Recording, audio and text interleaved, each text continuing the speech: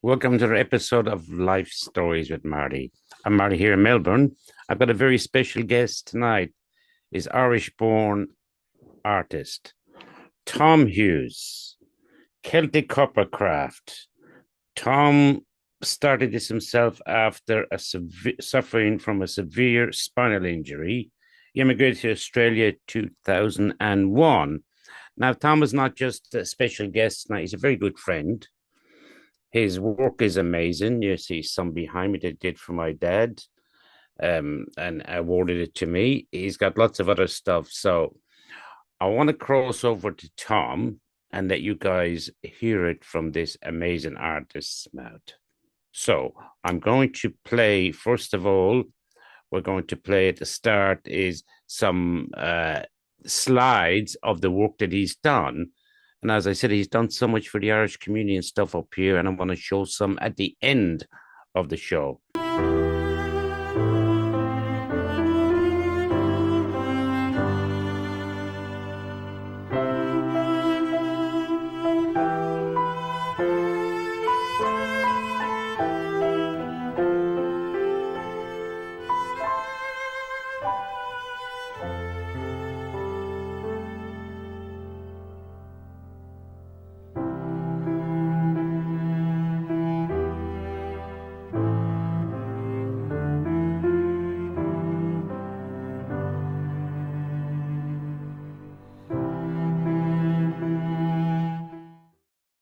Welcome to the show, Tom. Thanks for having me, Marty. Oh, it's an absolute pleasure. As I said on the intro, not just and do it, but I think what you're alluding to there is fantastic. And the same thing is there was a community. Oh yeah, there was definitely was. Yeah. Definitely. Yeah. But the big difference between, as I said to me wife, the difference between back then and the kids of today is basically one. Back then you asked, may I have it? But today they say, why haven't I got it? John up the road or Lisa up the road have it. I want it because they have it. There was no such thing in that back in our day. Nothing like that. You were lucky getting a gun and a little cowboy suit for Christmas. That's right. Or you were lucky if you got a Christmas present sometimes. Yeah, you're lucky there. Yeah. That's it. You were lucky having a but you had the choice. My mum said there was nothing good about the 50s. So we don't know. I was born life in 59. So but the thing about it is when you were growing up, it was a lot more simpler a world. There was not so much technology. And children could be allowed to be children, go out and play, didn't have to see where they are. There's no such thing as mobile phones, people taking stuff like that. We didn't get a phone in our house till the 80s. So, and that was a landline. So you'd have to go to find a phone box somewhere. But nowadays, I think it's gone too, maybe I'm just going past me time. It's probably getting too old. Too much of at people's fingertips.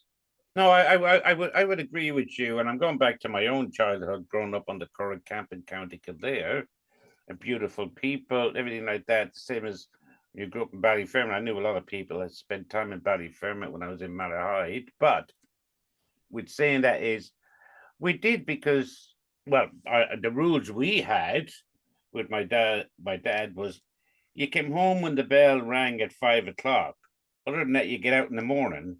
But nowadays, and not with everyone, I'm not judging everyone. Parents have rules now, but there was too much just sitting down and playing the computer games. We were out playing all kinds of games. You'd make them up. You hung around. It was more. My point is, it was more sociable. Well, it was more interactive. You wouldn't get Right. a text. People would knock at your hall door and ask you going out. Basically, what we played was football or tennis between the football tennis between the markings on the road, and on the road we used lampposts for goals. But now it was very low tech. But nowadays it's just computers. Then I can't remember. There was no or very few gyms where you trained. I'm not saying there wasn't. You'd have to go into the city and they would select. Be only a few. There'd be only a couple there when we were growing up. And there wouldn't be like today gyms everywhere. And another thing you wouldn't see everywhere is pharmacists. Seems to be everywhere that everywhere pharmacists are open up a lot. Back in the day, you had Polypharm, I think at 4. I think it's about 10, 15 now. All right, let's move on a little bit. What about your school days? What was that like in school? It was 50. We played a bit of football, soccer, whether you want to call it ordinary football. We weren't very fond of the Gaelic football because the brothers were trying to beat it into us. So that didn't work out too well. We were bad. We were panned off the fucking Gaelic football pitch because we were playing and pick her up the road on us. And when the ball went across and someone headed it to the GA post, that was it. We were brought in and we all lined up and got slapped, except for 4 or 5 that were real Gaelic players. Same with the hurling. It ended up like fucking Zorro beating the living daylights out of one. Because people that if you ever played a bit of hurling is those that know how to play it, they don't play the hit up, but you run the hurl down and hit you across that they get you across the fingers. You run slide it down and chop your hand. Well, once that started, a couple of them that could play it, well, that was just basically down one and just waiting on the pitch for your man to go, boys. So that was another back into the classroom and 40 was got fucking 4 slaps each and banned from. That's when we got banned from the GAA pitch. So do you think why you get out there and they do the violence back then was that because was the Christian Brothers obviously violent towards you, and they were violent towards everybody, not them all. Now you can't just put them all into it. No, there was a one or two. Well, it was more. We talked to the people in Ballyfermot, a few of them. Some of the layman teachers were just as vicious. And let's face it, I don't know what just now reducer is. It's a wooden thing that size, about that thick, and they clean the floorboard, they clean the blackboards with it after the finish. Yeah. But now and again, we talking, and the teacher turn around and just let fly with the duster. If you duck and the poor person behind you getting right between the forehead. I've actually experienced that. Yeah, what they got away with. It's hard to believe that he actually had leather straps specifically designed for slapping kids. Yep. And there's a flat strap about so. But it was bad enough when you got it flat on. But some of them turned the side on and just catch you across the tips of your fingers. Yeah. But that's the way. Look, this is the way it was. You just go on. There's a lot of stories out there, as I was saying with it now. Let's just move on a little bit there as well now, Tom. Why are you in Australia? And then I want to move on with your craft and with Celtic copper craft. So tell us where you moved. Tell us about meeting your beautiful wife, Maeve, which I've met. I've been privileged to go to I was in your studio, and before I'll go into this before we go into your art, but you're so dedicated in the work you do for a lot of people, and especially in the Irish community up in Sydney and probably all around the world with your artwork. And I know it's all handcrafted and what you do. I've been to your studio, but tell us why you moved and what caused you to move to Australia. If I had been stayed in Ireland, I would have been 46 years in the same job. Well, 40 and 70 was leveled onto this October. I was sitting there and thinking about it, and I had a great life in Dublin. I had a big family. We had a detached house with enough room to build another house, $40,000 mortgage. I just got it into my head to maybe give this a try. But there was one thing that always stuck in my head. And I was talking to an older man when we were having a few beers. He turned around and says, my man always talked about Australia anyway. But an old man turned around and said to me, Tom, you're better trying something and failing than sitting here in a high stool like me and asking what if. So we gave it a go, and we made a couple of errors. We had a auctioneer, a estate agent that just ripped us. Mm. He told us to put prices down. We were getting 4,000. No, we're getting to you. I looked at him, she's going, no, she said she's getting to you. And then we were looking for 190, then it dropped down to 160. They agreed to 188, he dropped it down. Long story short, I had to go back to Ireland to get me money. We had an awful job. We sold the house for 18,000 less than what it was worth. If you take my flight going back to Ireland, that made it down to 168. So we got out to Australia, and as like everybody, we made a few mistakes. What you call it? I rang the old job up and asked him, I said, I'm thinking about returning. He said, we have work for you, be on night. She said, makes no odds. And Maeve says, you're going to come home. I said, oh, look, Maeve, we're into this. I'll just have to send money back. That's the way, it's the only way I can think of getting it. But then I got a job. I just gave myself 4 more months, and I just got a job. We rebuilt part of the harbour wall in front of the Opera House. Was beautiful walking down there. And then I got a job with the company where I later injured myself. They found out it was a neck injury. They would treat me for a shoulder injury. Then they realised that my neck was gone. Then after the first operation, I was always active. I was always active. Gardening and this, that, and the other, always doing jogging, always. So I was sitting around, and I asked her to go to TAFE. They were doing a lot of photography. My aunt was a photographer. So long story, the insurance said I couldn't do it. I can only do a course for 3 months. I said, that's fucking ridiculous. He says, Jesus, I've lost all my licenses. When I came over here, I was doing with the builders. I got myself Bobcat, all the licenses, excavators and all that. We was doing that with the foundry in Ireland. So anyway, I went and done photography, got myself published at that.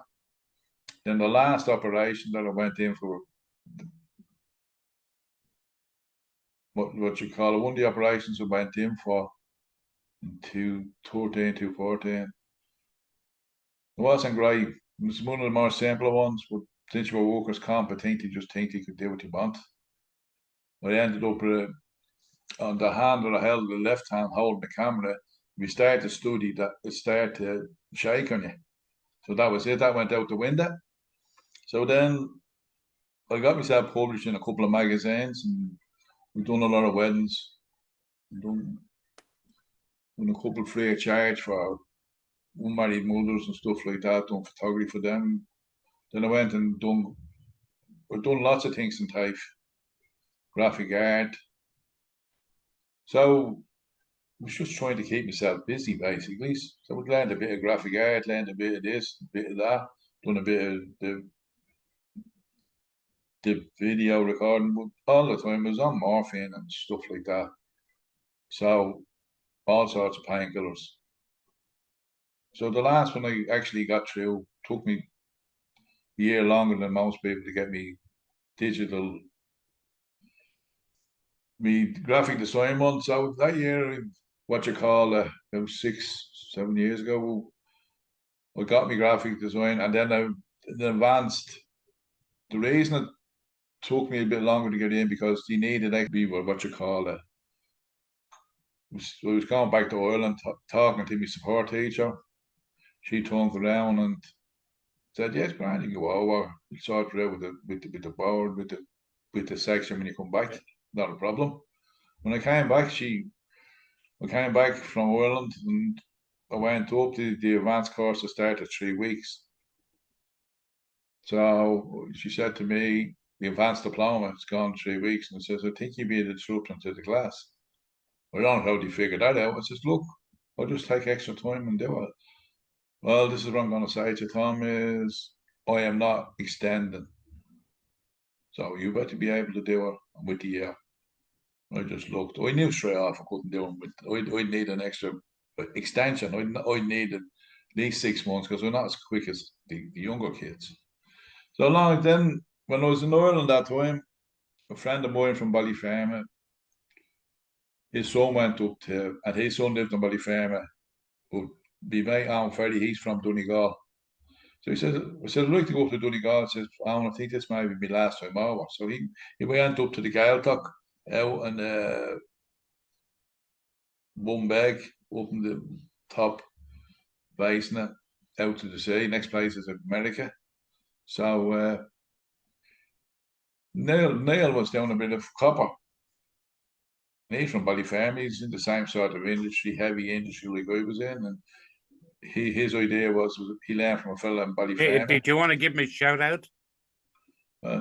Neil Ferry. Neil Ferry. So he was doing that, but he was going to. He had a plan. There was a fellow called John Farrell in Ballyferm had done copper as well. He taught Neil. So he was going to organise. He get the sales up there and see good. Then he decided to try it himself. Now he's doing very well for himself. So I came back here and by the year to kill because it was this wasn't. So we decided to give it a try. We searched Sydney. No one was doing row here. We searched on YouTube. There was no one doing it there either. Because a lot of the stuff we had to learn in the graphic design and some of the photography came from YouTube. That was it. Came from YouTube. So I went on to YouTube after a lot of time. I came across a lady called Alita Hart. She was doing aluminium. And she's a beautiful lady. I've spoken to her. She's in Canada.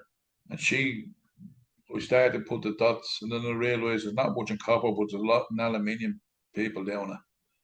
And that's where I started. I got the wrong copper. Starting out, it was too heavy. Got things too light. Well, then it was just trying it, making a mistake. It took me a while to get the copper proper. I didn't know what copper type to use. But the only good thing about trying yourself is you just get your own unique style. Because I know all the lads who do the copper and it goes behind glass. Mine is not behind glass. It's you can run your hands across. It's filled with back. I do. We put in plaster, and then I found out that the old cats use wax and stuff on tar behind it. I think wax is easier to work with than tar. Well, that's how I started. Then I just watched other people go online. There's a couple of brilliant people online. There's a lady, I can't think of her name. And Tom is with the copper. And I'm just going to flash up a couple of pictures here.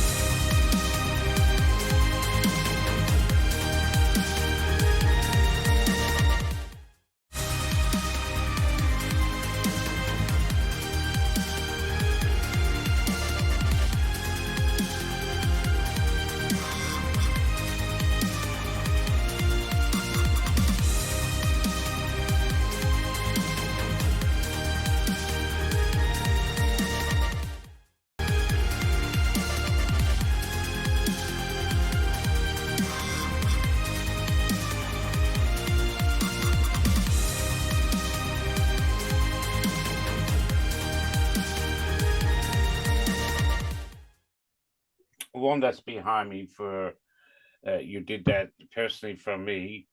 My dad had served in the cavalry in the Curragh camp and was in the siege of Jerville. And then this other one that I'm flashing up now is where you did one for myself for the men of Jarrettville, the heroes, and then you did one for Matt Quinlan's. And where I'm going here, people can see these flashing up now, is where I'm going there is it's not just, you're not a factory. You're not a factory. you do this and you use the old-fashioned tools. But what I find amazing is that you research. You research, like when we met a few years ago, you researched Matt Quinlan's. You actually went to Carrigan Shannon to meet the daughter. And for people that don't know, that's the Siege of Jarraville on Netflix. But Tom, you do that, and then you've also done, and this is the question I'm sure the audience want to know, listen to you there, is you've also done like, and these pictures will all be at the end, photographs. You've done so much, like for St. Patrick's Day, you've done it for Sister Mary, you've done it for Michael Lyons, our friend, you've done it for the Consul General and our deputy, Rosie and Lorraine. You've done it for so many, but you've donated so much to the community. What drives you to do that? Because I know how long it takes you, because we talk regularly, how long it takes you to put something together, and the support. The question I'm asking as well is the support, because this is the anniversary. This is when Matt Quinlan and my dad and they were all in the siege of Jarrettville. What inspired you then to follow Jarrettville? As in, I'm alluding to the way you really research before you put that piece together. Well, TAFE instilled that into me. TAFE, if I want to take photographs, number one, I have to look for a look. Number two, I have to know if you're getting married somewhere, or you're doing something, I have to go the day before and walk around and see. And then you see, you don't just arrive up with a camera on your back.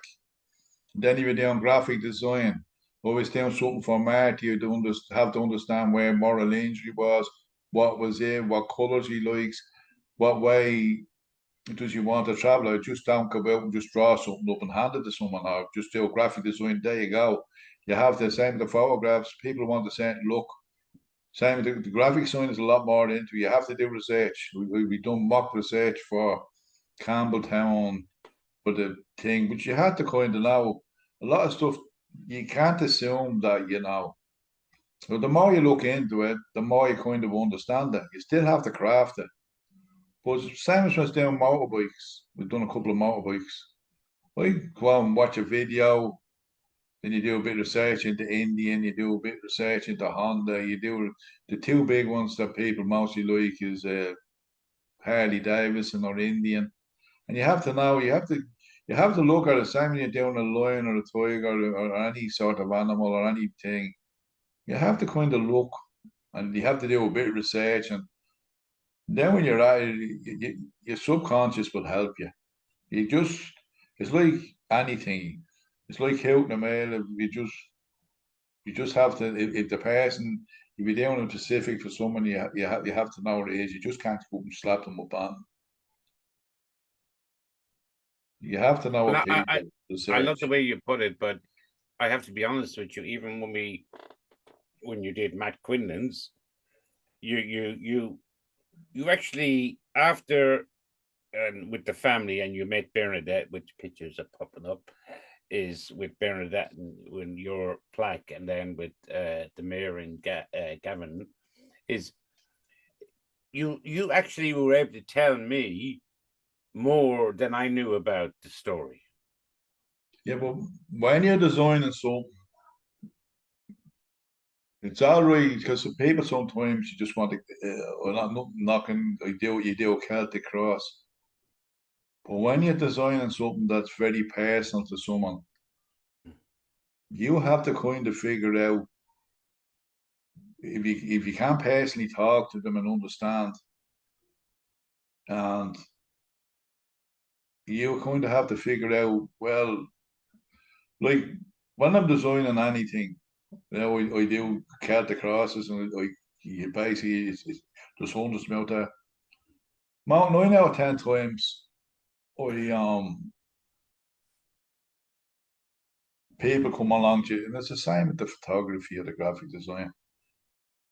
You know, oh, I want this and I want that symbol here. I want this here. I want that there. I want this here. And you're looking, it takes you a long time when you're talking to people to try and say, so hang on a second, there's one hero in the shop. That's it. You can't have all these because it just detracts from the center.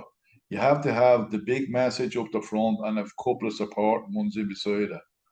But people, it's the same with photography when I was down and people wanted, I said, look, take it from me, it's not going to work. It won't work. And then you can't just put your hand out and say, look, we're not doing that. You kindly wheel them around and push them around till, not that you're pushing your idea on it, you just know the other idea is not going to work and it's going to look like a dog's dinner when it's finished. And the first thing they're going to say to you is, well, if you kind of knew that, wouldn't you just tell us to do it? You know what I'm saying to you? That's such a good point. I think that relates to everything. Sorry. That's what happens when you're live on air. Your phone goes off. But Tom, I want to finish up soon, but there's just going into what you're saying. I'm listening intensely, and I do know you. Is the work that you put in? So with your work, that everything you do, it actually comes from the heart. It's personal because you get involved. I'm not talking about just making certain things. So, what would you inspire anyone that's watching this show?